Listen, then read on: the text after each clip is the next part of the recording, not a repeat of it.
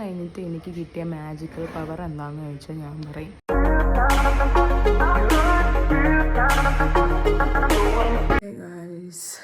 അപ്പോൾ എല്ലാവർക്കും good morning. ഞാനിപ്പോൾ എഴുന്നേറ്റിട്ടേ ഉള്ളൂ. ഇനി ഒന്ന് ബാത്റൂമിലൊക്കെ പോയിട്ട് ഫ്രഷാണ്. അപ്പോൾ എല്ലാവർക്കും ഹാപ്പി ഡേ, ഒരു നല്ല ദിവസം ആശംസിക്കുന്നു. നല്ലൊരു ദിവസമാകട്ടെ എല്ലാവർക്കും. And once again welcome to our channel. അപ്പോൾ ഞാനൊന്ന് ഫ്രഷായി സെറ്റായിട്ട് വരാം. ഓക്കെ, ഫ്രഷായി. ഇനി വെള്ളം തിളപ്പിക്കാനുള്ള പേരല പറിക്കാൻ പോകണം. ഇന്നലെ വെള്ളമായിരുന്നു ഞാൻ പറഞ്ഞായിരുന്നല്ലോ. പേരല നമുക്ക് കുറച്ച് പറിക്കാം.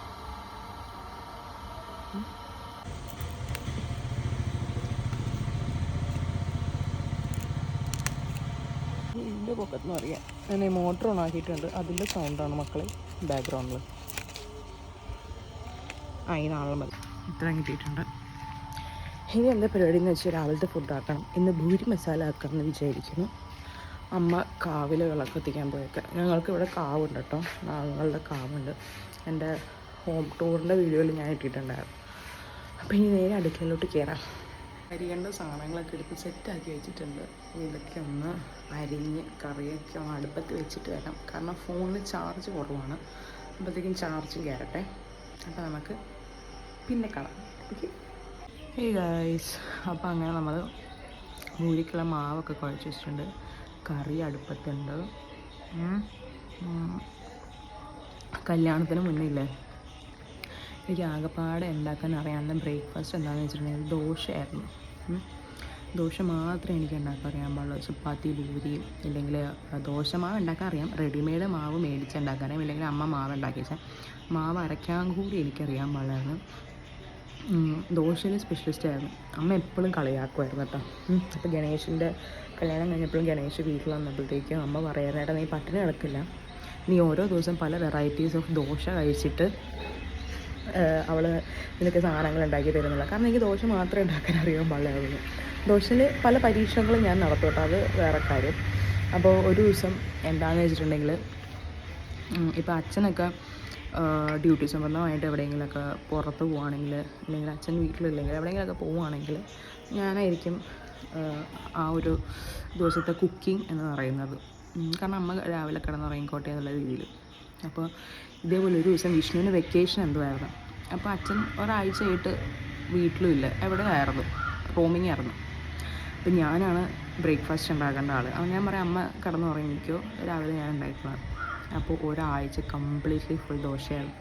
ഒരു ദിവസം മസാല ദോശ, ഒരു ദിവസം നെയ് റോസ്റ്റ്, രണ്ടാമത്തെ ദിവസം പൊടി ദോശ, നാലാമത്തെ ദിവസം മുട്ട ദോശ, അഞ്ചാമത്തെ ദിവസം ഊത്തപ്പം, കറിയുടെ വിസിലടിക്കുന്നുണ്ട്, ആറാമത്തെ ദിവസം ഈ പറഞ്ഞ പോലെ കാരമൽ ദോശ, ഏഴാമത്തെ ദിവസം ആയപ്പോഴത്തേക്കും എൻ്റെ അനിയത്തി വിഷ്ണു പറഞ്ഞ് ദോശ അല്ലാണ്ട് ഈ വീട്ടിൽ ഇനി വേറെ ഒന്നും ഇല്ലെന്ന് ഓർത്ത് ദോശ വെറുത്തുപോയി ലാസ്റ്റ് വീട്ടിലുള്ള ആൾക്കാർ.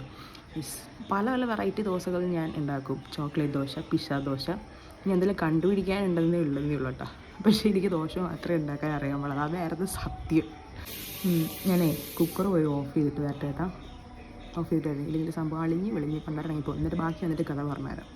അപ്പോൾ അങ്ങനെ എനിക്ക് ദോശ മാത്രം ഉണ്ടാക്കാൻ അറിയാൻ പാടില്ല, വേറെ ഒന്നും ഞാൻ ഉണ്ടാക്കത്തില്ലായിരുന്നു. ചപ്പാത്തി, പൂരി, ഇല്ലെങ്കിൽ ഇടിയപ്പം, കൊഴുക്കട്ട, അങ്ങനത്തെ ഒന്നും ഉണ്ടാക്കത്തില്ല, ദോശ മാത്രം. പക്ഷേ പുട്ട് എനിക്ക് അപ്പോഴും ഇപ്പോഴും എനിക്ക് അറിയില്ല കേട്ടോ. എനിക്ക് പേടിയാണ് അത് കുഴയ്ക്കുന്നത് കറക്റ്റ് ആവുമോ ഇല്ലയോ എന്നൊക്കെയുള്ള ഓർത്തിട്ട്.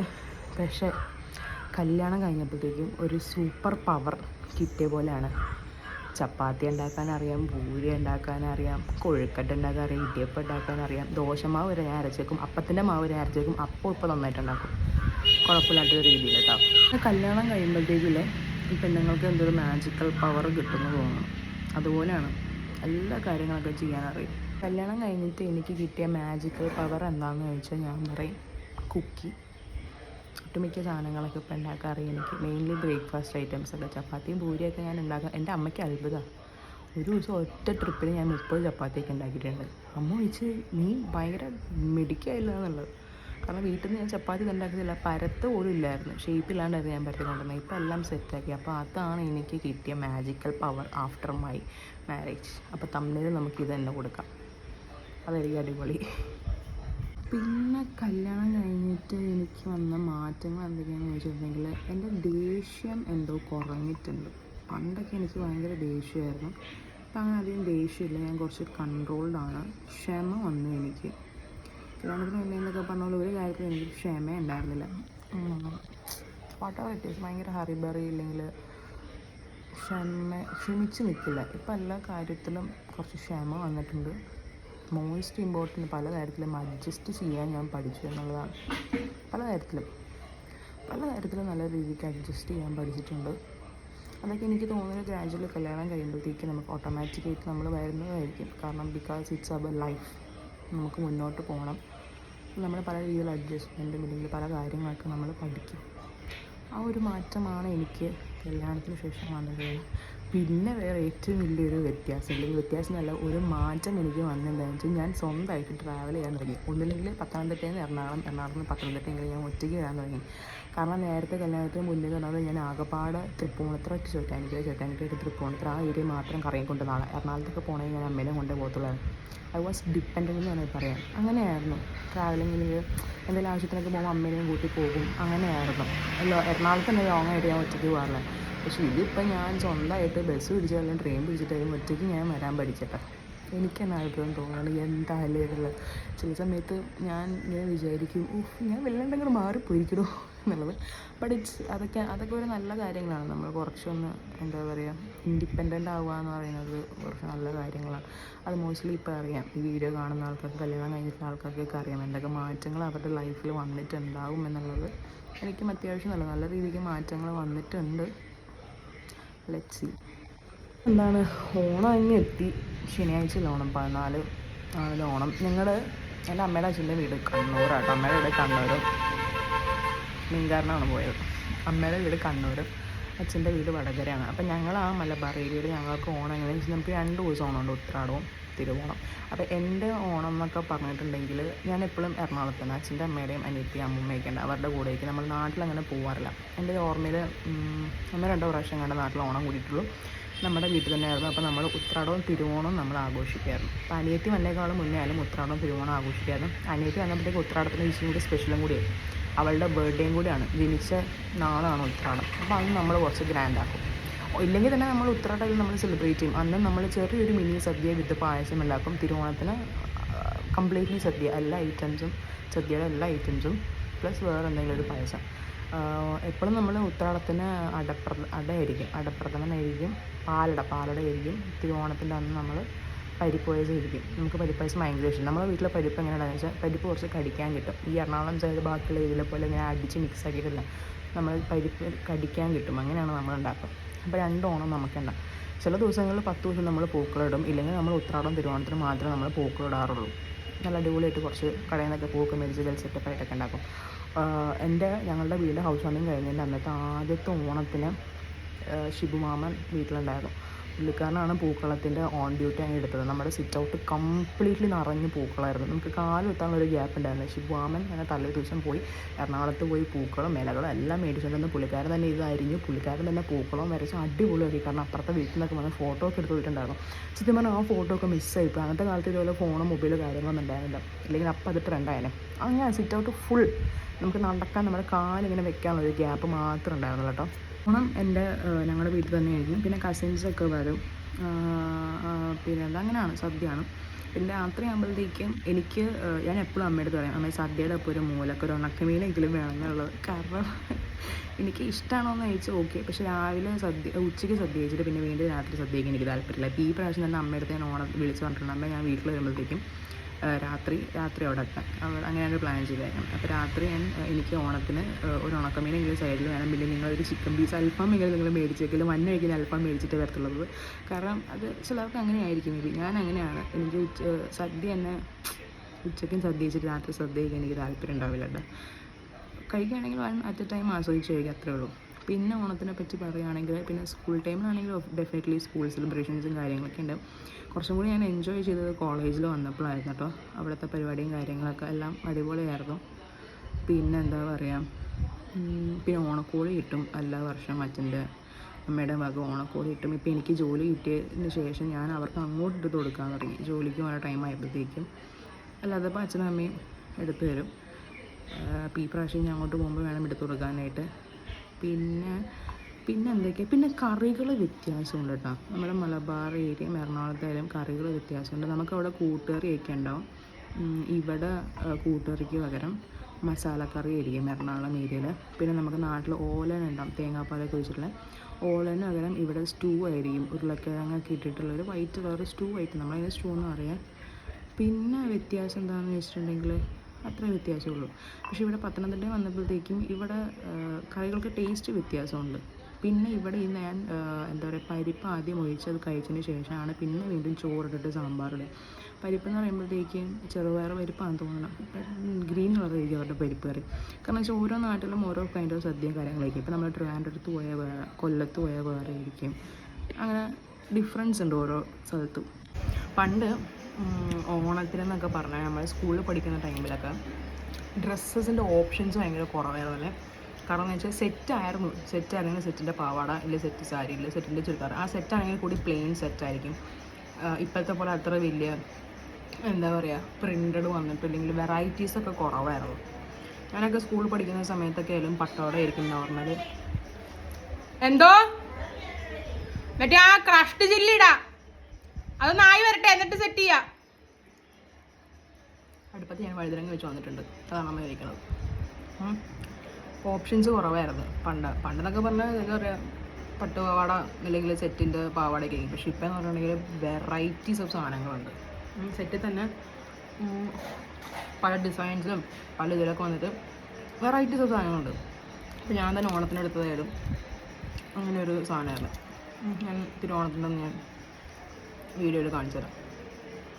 അപ്പം ആണുങ്ങൾക്കായാലും പെൺപിള്ളേർക്കായാലും നല്ല വെറൈറ്റീസ് ഓഫ് ഓപ്ഷൻസും കാര്യങ്ങളൊക്കെ ഉണ്ട്. ഇനി കുറച്ച് കാലങ്ങൾ അങ്ങോട്ട് കഴിയുമ്പോഴായിരിക്കും കുറച്ച് വേറെ വെറൈറ്റി സാധനങ്ങളൊക്കെ ആയിരിക്കും വന്നത്. ഇപ്പം ഇന്നലെ ഒരു വീഡിയോ ഉണ്ട്, റെഡിമെയ്ഡ് പൂക്കളം വരെ ഇപ്പോൾ അവൈലബിൾ ആണ്.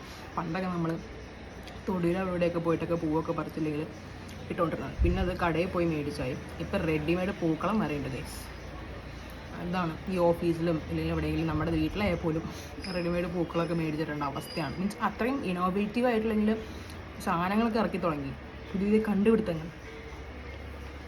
അപ്പം ഞാനത് കഴിച്ചിട്ട് വരാം. ഓക്കെ, എന്നിട്ട് പിടിപ്പത് പണിയുണ്ട്, കുറച്ച് കാര്യങ്ങളൊക്കെ ചെയ്തെടുക്കാണ്ട്. അപ്പോൾ എല്ലാം സെറ്റായിട്ട് വരാം. ബൈ. ഹായ് ഗൈസ്, അങ്ങനെ രാവിലത്തെ ബ്രേക്ക്ഫാസ്റ്റ് ഒക്കെ കഴിഞ്ഞപ്പോഴത്തേക്കും കുറച്ച് പരിപാടീസൊക്കെ ഉണ്ടായിരുന്നു, ക്ലീനിങ്ങും അതും ഇതൊക്കെ ആയിട്ട്. പിന്നെ കുക്കിങ്ങിലോട്ട് പോയി, പിന്നെ കുറച്ച് ക്ലീനിങ് അതൊക്കെ ഉണ്ടായിരുന്നു. സോ ഇപ്പോഴാണ് ഞാൻ കുളിയൊക്കെ കഴിഞ്ഞൊന്ന് സെറ്റായിട്ട് വന്നത്. ഇനി ലഞ്ചിനുള്ള പരിപാടിയും കാര്യങ്ങളൊക്കെ നോക്കണം. കറിയൊക്കെ ഉണ്ടാക്കിയിട്ടുണ്ട്, ഞാൻ ഗോതമ്പ് ദോശ കഴിക്കാമെന്ന് വിചാരിക്കണം. അപ്പോൾ അത് ഇനി ഉണ്ടാക്കണം. ബാക്കി പിന്നെന്താ, വൈകിട്ട് നമുക്ക് പുറത്ത് വരെ പോകാനുണ്ട്. ചിന്ന ഓണം ഗ്രോസറി പർച്ചേസ് എന്ന് പറയാം. അടുത്തുള്ള കടയിൽ പോയി മേടിക്കാനുണ്ട്. അപ്പോൾ അങ്ങനെയൊക്കെയാണ്. അപ്പോൾ ഞാൻ എന്തായാലും ഉച്ചക്കത്തേക്കുള്ള ദോശ കാര്യങ്ങളൊക്കെ ഉണ്ടാക്കാൻ നോക്കട്ടെ. അപ്പോൾ ഫുഡൊക്കെ കഴിച്ച് കഴിഞ്ഞപ്പോഴത്തേക്കും ഞാൻ നൈസായിട്ട് കിടന്ന് ഉറങ്ങി. അപ്പോൾ ഇനി ഒന്ന് കടയിൽ പോകാനുണ്ട്. കടയിൽ പോയി വന്നിട്ട് കാണാം. ഇന്ന് നമുക്കങ്ങനെ കുറേ വിശേഷങ്ങളൊന്നും പറയാൻ പറ്റിയില്ലല്ലേ, ലിമിറ്റഡ് ആയിരുന്നു. കുറച്ച് തിരക്കിലായിപ്പോയി ഞാൻ, കാരണം മോൾ ക്ലീനിങ് കാര്യങ്ങളൊക്കെ ആയിരുന്നു.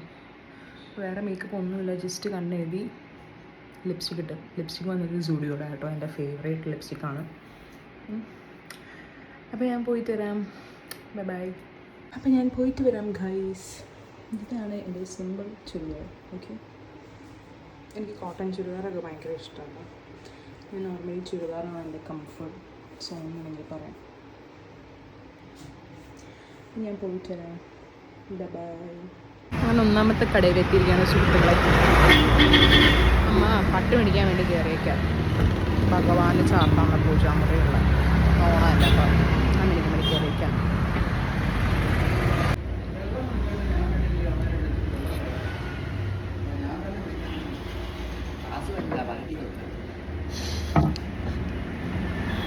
ഇത്രയും വലിയ ക്ലാസ്സിൽ നാരങ്ങളും കൊടുക്കാൻ ഞാൻ ആദ്യമായിട്ടാണ് കാണുന്നത്. അത് പൊക്കി പിടിക്കാൻ പറ്റുന്നത്. കസ്കസും മുളകും ഇഞ്ചിയൊക്കെ ഇട്ടിട്ടുണ്ട്.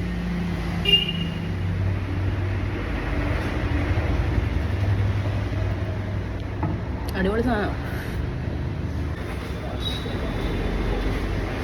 പോസ്റ്റ് അങ്ങനെ നമ്മൾ കടയിൽ പോയി സാധനങ്ങളൊക്കെ മേടിച്ച് വന്നു ഗൈസ്. ഇനി അതൊക്കെ ലിസ്റ്റ് അനുസരിച്ച് സോർട്ട് ചെയ്ത് എടുത്ത് വയ്ക്കണം. അതാണ് പരിപാടി.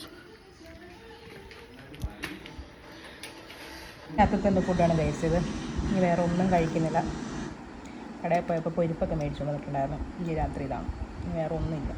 എനിക്ക് ഇങ്ങനത്തെ ഐറ്റംസൊക്കെ ഭയങ്കര ഇഷ്ടമാണ് കേട്ടോ. ചമ്മന്തി കൂടി കഴിക്കാൻ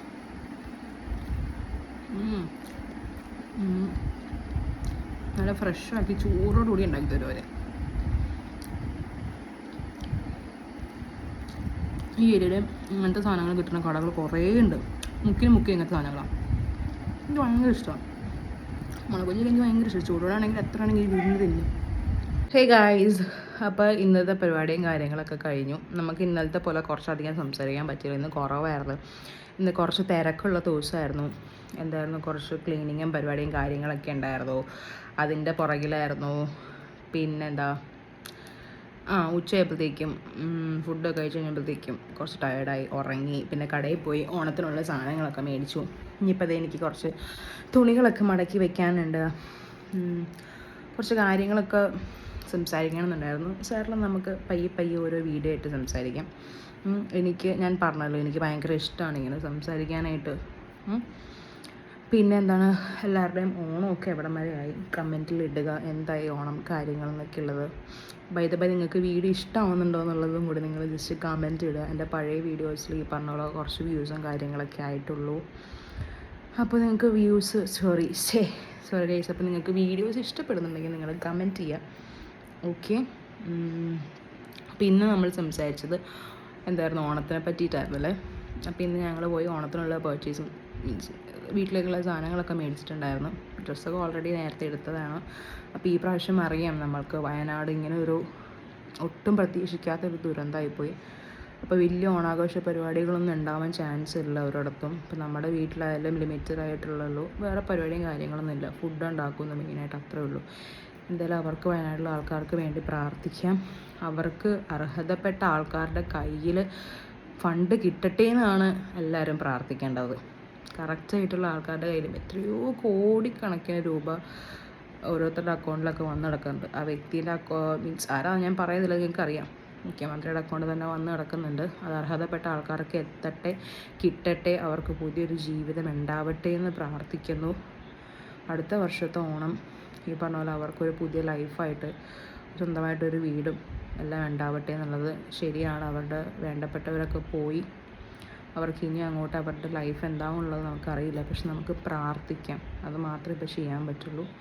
അവർക്ക് വേണ്ടിയിട്ട് പ്രാർത്ഥിക്കാം, നല്ലത് വരട്ടെ, എല്ലാം അവർക്ക് ഓവർകം ചെയ്യാൻ പറ്റട്ടെ എന്ന് മാത്രമേ പ്രാർത്ഥിക്കാൻ പറ്റുന്നുള്ളൂ. അപ്പോൾ ഇനി വേറെ പരിപാടിയും കാര്യങ്ങളൊന്നുമില്ല. ഞാൻ വീഡിയോ വൈൻഡപ്പ് ചെയ്യാണ്. അപ്പോൾ എല്ലാവർക്കും ഇഷ്ടപ്പെട്ട ലൈക്ക് ചെയ്യുക, സബ്സ്ക്രൈബ് ചെയ്യുക, എന്തെങ്കിലും ഉണ്ടെങ്കിൽ കമൻ്റായിട്ട് പറയുക.